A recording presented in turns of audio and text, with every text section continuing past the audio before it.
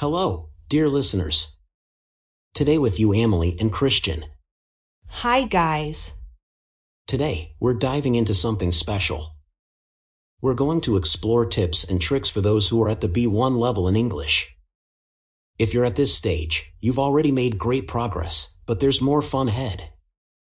Exactly, Christian. At B1, you can handle everyday English. Today, we want to help you get even more comfortable with daily conversations, common phrases, and the English we use in our day-to-day lives.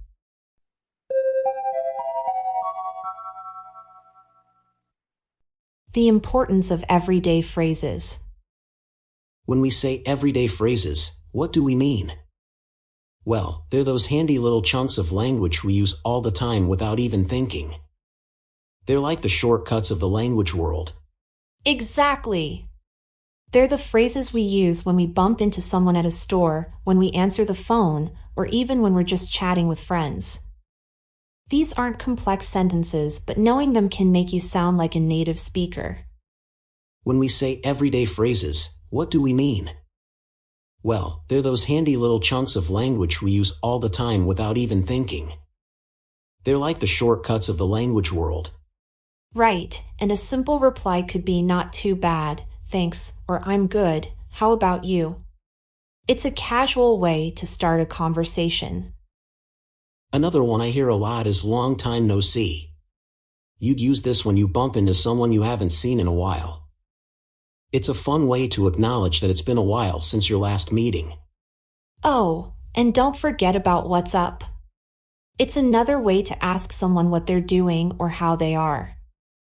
You might hear younger people use this quite often. These everyday phrases, while short and simple, are the building blocks of natural conversation. The more you get used to them, the easier and more native-like your chats will become. And remember, these phrases might seem small, but they're mighty. They can help break the ice and make you feel more confident in your daily interactions. So, listeners, start weaving them into your conversations and see the magic happen.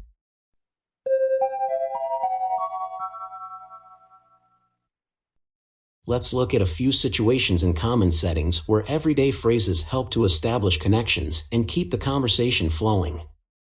Integrating these expressions can help you learners sound more native and confident in various contexts. Situation 1. Meeting a neighbor in the apartment elevator. Dialogue. Hey, Lisa. Long time no see. How's it going? Oh, hi, John. I've been good, thanks for asking. Been keeping busy with work. How about you? Same here.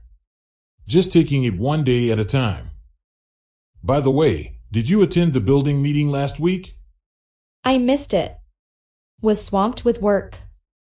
Catch you later? Sure thing. Take care.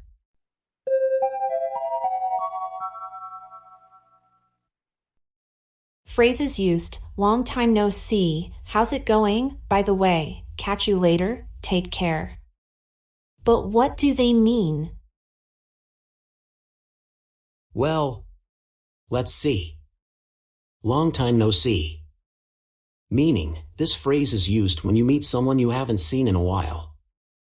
It's a casual way to acknowledge that it's been a significant amount of time since you last met or spoke.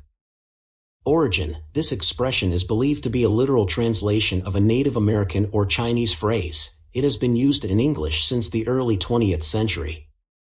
How's it going? Meaning, this is a casual greeting often used to ask someone how they are or how things are progressing in their life.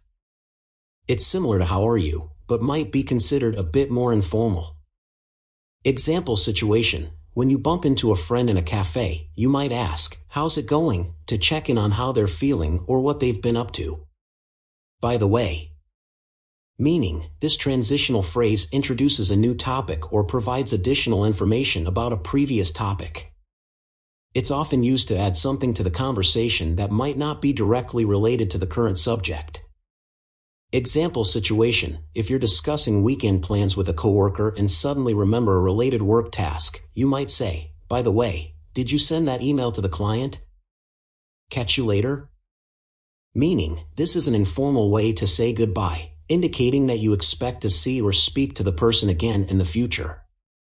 It's similar to saying see you later.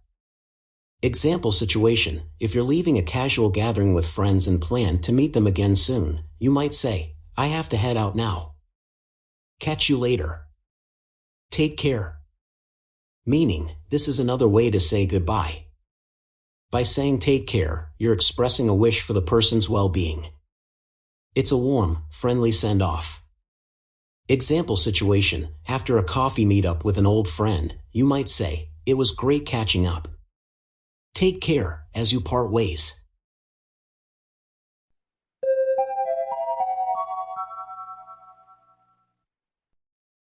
And now another situation: running into a colleague by the office coffee machine. Dialogue. Morning, Mike. What's up? Hey, Anna. Not much, just needed a coffee break. How's your day shaping up? Oh, the usual Monday madness. I'm swamped. Speaking of which, are you coming to the team lunch later? Absolutely, wouldn't miss it for the world. See you then. Sounds good. Have a great day. Phrases used: what's up? I'm swamped. Speaking of which, wouldn't miss it for the world. Have a great day. Let's look at the meanings. Sure. What's up? Meaning, this is an informal greeting, similar to how are you? It's a way to ask someone what they're currently doing or how they're feeling. Origin: the exact origin is unclear, but it's been a popular slang greeting in American English since at least the 20th century. Example situation: when you see a friend at a cafe working on their laptop, you might approach them and ask, hey, what's up, to find out what they're working on or how they're doing. I'm swamped.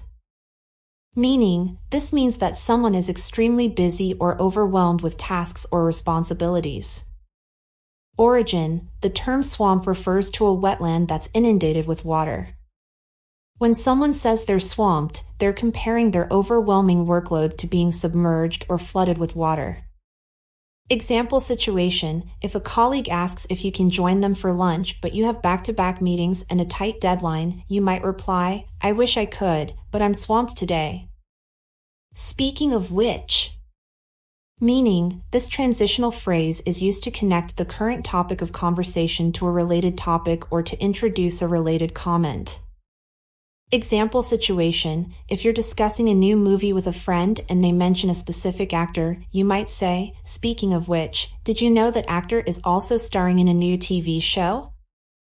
Wouldn't miss it for the world.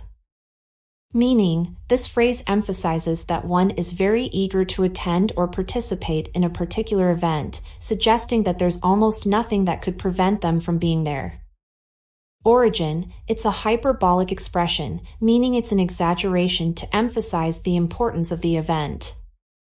Example situation: if a close friend invites you to their wedding and asks if you're coming, you might reply, of course. I wouldn't miss it for the world. Have a great day. Meaning, it's a friendly farewell, wishing someone a pleasant day ahead. Example situation: after making a purchase at a store, the cashier might say, thanks for shopping with us.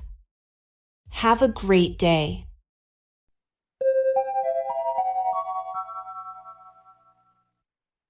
The last situation for today: meeting a friend at a park after a fitness class.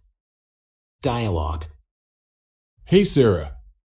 Long time no see. How've you been? Jake. It's been ages. I'm good, just trying to stay active. What brings you here? Just started a new yoga class here.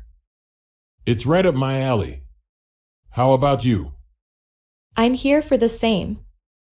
Maybe we're in the same class and didn't notice. Small world. Indeed. Let's grab a coffee after our next class. What do you say? Sounds like a plan. Catch you then. Phrases used: long time no see, Right up my alley, small world. What do you say? Sounds like a plan. Catch you then. Let's break down each of these idiomatic phrases. Long time no see, this one you know already, dear listeners. Right up my alley. Meaning, this phrase means something is exactly what one is familiar with or very interested in. Origin, an alley refers to a narrow pathway, so if something is up one's alley, it's within their area of expertise or interest. Example situation, if someone suggests visiting an art museum and you love art, you might respond, that sounds great. Art is right up my alley. Small world. Meaning, an expression used to express surprise when one finds out they share a mutual friend, acquaintance, or connection with someone else. Origin, it's a shortened version of it's a small world, isn't it? Indicating that the world feels smaller when coincidences like this happen. Example situation, if you meet someone on vacation and discover you both attended the same university, you might exclaim, small world. What do you say? Meaning, this is used to ask someone's opinion, response, or agreement on a suggestion. Example situation, if you're proposing to go out for ice cream after dinner, you might ask your friends, what do you say we get some ice cream? Sounds like a plan. Meaning, an expression used to show agreement with a suggested plan or idea. Example situation, if a friend proposes, let's meet up for a movie at 7 and then have dinner, you might reply with, sounds like a plan. Catch you then. Meaning, an informal way to say that you'll see or talk to someone at the time previously mentioned or discussed. Example situation, if a colleague mentions a meeting scheduled for the next day at 10 a.m. and you're both attending, you might say, all right, catch you then.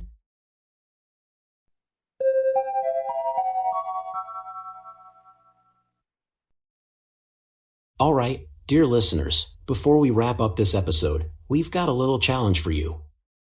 We'd love to hear how you incorporate these phrases into your own conversations. Here's your task: create a short dialogue or story using at least 3 of the phrases we discussed today. It's a fantastic way to practice and internalize what you've learned.